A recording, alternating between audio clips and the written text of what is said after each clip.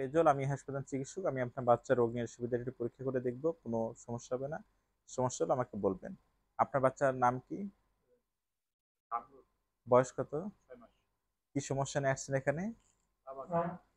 সমস্যাটা কি জন্মগত সমস্যা? আচ্ছা, বাচ্চার কি আর কোনো শরীরে কোনো জন্মগত ত্রুটি আছে? আপনার বাচ্চার ছেলে মেয়ে কয়জন?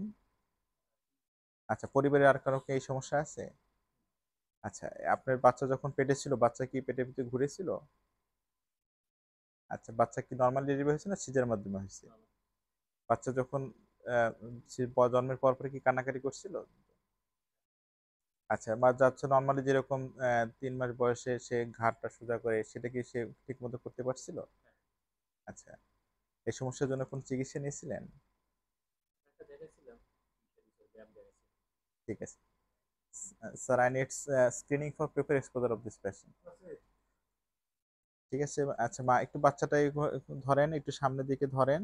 হ্যাঁ, এভাবে বাচ্চাটা পায়ের সামনের দিকে এরকম ধরবে। হ্যাঁ, তারপরে আমরা এর সামনে থেকে এটা, হ্যাঁ, আচ্ছা সামনে থেকে এটা আচ্ছা ঠিক আছে, তুমি তুমি ওই করার দরকার নেই, তুমি ই করো পাটা, তোমার হাতটাই রাখো না হয়। হ্যাঁ, হ্যাঁ হাতটা প্রথমে প্রথমে আচ্ছা ঠিক আছে।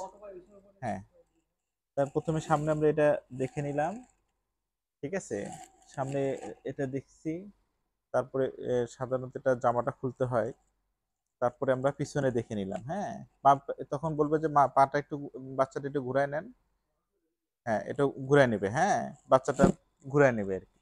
ঘুরা নিয়ে আমরা হচ্ছে যে এই স্পাইনটা ফিল করতে হবে। হ্যাঁ, স্পাইন ফিল করে এবং লাস্টে ক্যাম্পাসটা একটু সরায় নিতে হবে। সরায় দেখতে হবে যে এখানে স্পাইনা বাফির অকালটা আছে কিনা, এটা একটু চেক করে নিতে হয়। এখন তারপরে আমাদের এটা ডিপেন্ড করে এক্সামিনার অনুযায়ী আমরা পিছন থেকে এক্সামিনেশন স্টার্ট করতে পারি। বাচ্চা যেহেতু ঘুরায় নিছি, তখনই আমরা পিছন থেকে আমাদের যে ভ্যারাস অ্যাঙ্গেলটা, ভ্যারাস অ্যাঙ্গেল যেটা আছে, হ্যাঁ, হ্যাঁ পাটা উঠাও। ভ্যারাস অ্যাঙ্গেলটা আমরা তখনই আমরা দেখে নিতে পারি। একটা হচ্ছে তোমার ক্যালকিনামের বর্ডার, আর একটা তোমার হচ্ছে টেন্ডো অ্যাকিলিসের বর্ডার। হ্যাঁ, এটা মিলে যে অ্যাঙ্গেলটা হচ্ছে আর কি, এটা হচ্ছে ভ্যারাস অ্যাঙ্গেল। ঠিক আছে, পিছনে আমরা দেখে নিলাম, তারপর সামনে আসো। আচ্ছা, তারপর সামনে এসে পিছনে সামনে দেখে ঘুরান। ঘুরায় প্রথমে তোমাকে যেটা দেখতে হবে, পিএলডি বলে আর কি। তোমার হচ্ছে একটা হচ্ছে পাম লাইন। হ্যাঁ, পাম লাইন হচ্ছে এই টিবিএল ইয়ে থেকে এভাবে ধরলে 7 সেকেন্ড, বাচ্চা তো ছোট, এরকম ছোট একটা ইয়ে ধরতে হয় আর কি। পাম লাইন দেখলাম, পিএসডি, তারপরে তোমার হচ্ছে এখানে ক্র্যাশ টেস্ট। এখানে আমরা ই করবো, এদিকে চলে যাবে। এটা দিয়ে আমরা নিউরোজেনিক কিনা এটা আমরা ডিফারেন্সিয়েট করবো আর কি, সিপি থেকে ডিফারেন্সিয়েট করা যাবে। এইটা আরেকটা তোমার হচ্ছে তোমার ডর্সিফ্লেকশন টেস্ট, পিএসডি। হ্যাঁ, এটা মনে রাখতে হবে। এই দিনটা হচ্ছে প্রথম প্রিরিকুইজিট, এটা করে নিলাম। তারপর আমাদের ক্যাপাস অ্যাঙ্গেল দেখবো আমরা, এভাবে দেখে নিলাম।